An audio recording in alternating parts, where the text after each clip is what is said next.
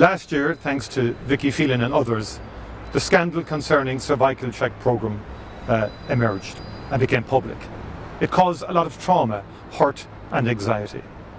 The withholding of information was central to the cause of that stress and anxiety.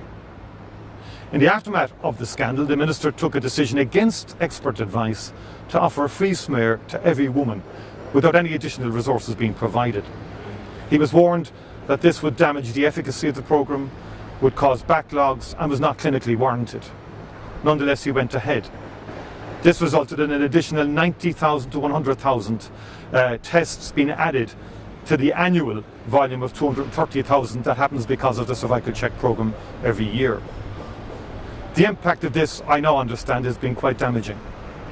Women are waiting inordinate length of time to get the results back, many up to 6 months. There's huge pressure on the programme. But worse than that, I have learned that in a significant number of cases, the quality of the tests have been rendered null and void because of the long delays. In essence, the viral loading timeline has expired and the tests cannot be declared valid.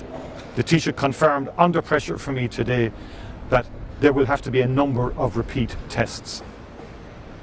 I asked for the Minister to come before the House and make a comprehensive statement. We don't know how many are involved or the background to it.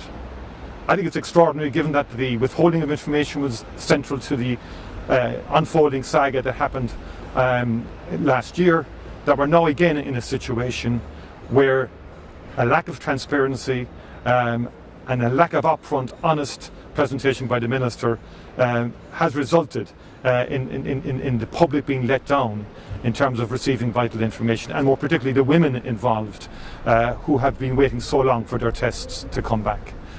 It is absolutely urgent, given the importance of the cervical check programme overall in saving lives, that the Minister make a comprehensive statement and answer the questions that I raised this morning with the Taoiseach.